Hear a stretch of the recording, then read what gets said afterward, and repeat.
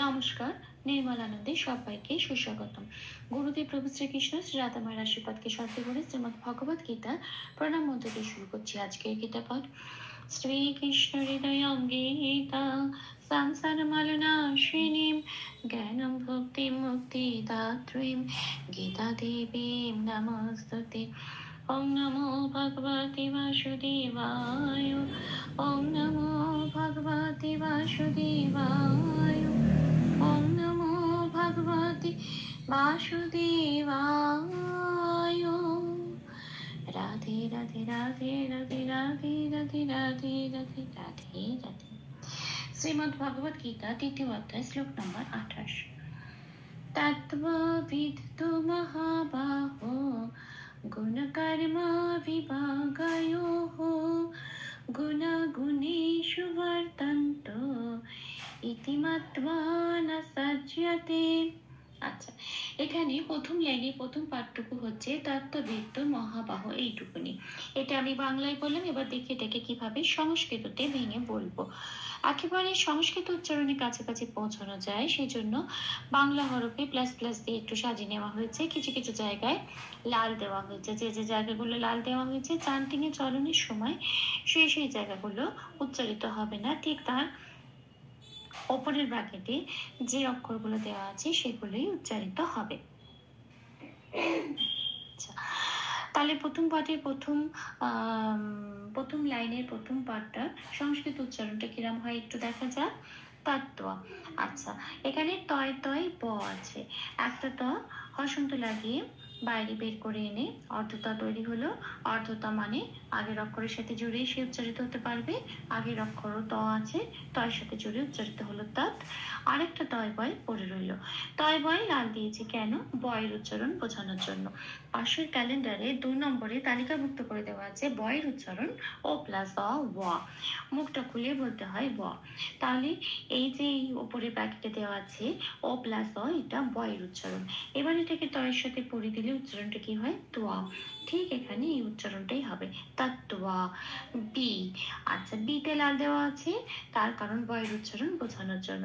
বয়ের উচ্চারণ ও প্লাস অ, কিন্তু এখানে বয় হর্ষই আছে তাই উপরে ব্র্যাকেটে দিয়েছি ও প্লাস হর্ষই ভি। আচ্ছা, তাহলে হলো তু, তারপরের অক্ষর আছে তয় তয় হর্ষ। একটা ত হসন্ত লাগিয়ে বাইরে বের করে এনে আগের অক্ষর বয়সের সাথে জুড়ে উচ্চারিত হলো রিত, আরেকটা ত হর্ষ পড়ে রইল। তাহলে এই শব্দটার সংস্কৃত উচ্চারণ কি পেলাম? তত্ত্বা রিত তু। এটা আসি পরের শব্দে মহাবাহ। মহাবাহ যেমন আছে তেমনই রেখে দিলাম, শুধু চান্টিং এর চলনের জন্য একটু প্লাস প্লাস দিয়ে সাজিয়ে দিলাম। এখানে বলে রাখি, এখানেও বয় আকার আছে, কিন্তু এখানে একটু লক্ষ্য করলে দেখা যাবে বয়ের পিঠটা কাটা আছে। যেখানে বয়ের পিঠ কাটা থাকে সেখানে বয়ের উচ্চারণ একদম বাংলা বয়ের মতো হয়, ওয়া হবে না, এখানে বাই হবে। তাই এখানে বলা হলো মহাবাহ।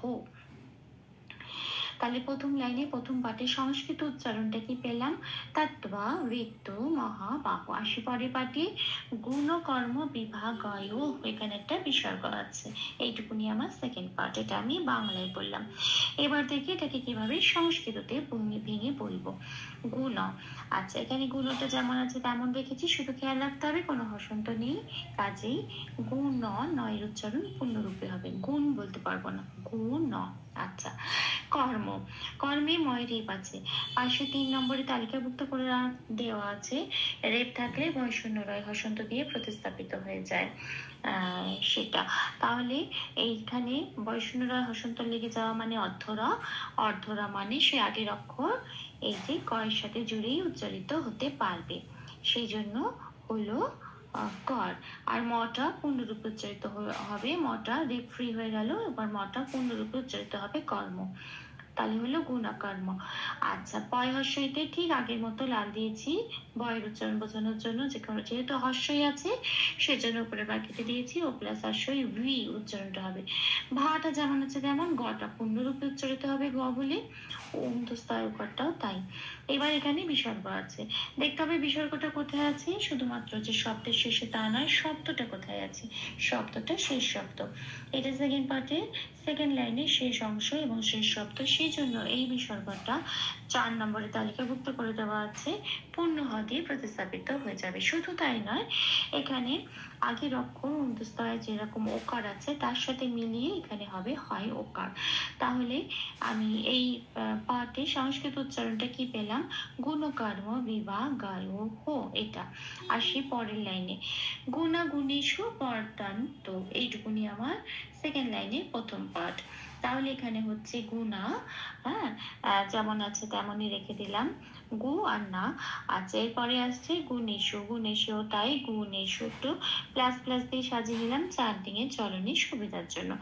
তারপরে শব্দ আছে বর্তন্ত, বয় লাল দিয়েছি তার কারণ বয়ের উচ্চারণ বোঝানোর জন্য 2 নম্বরে তালিকাভুক্ত করে দেওয়া আছে ও প্লাস অ ওয়া।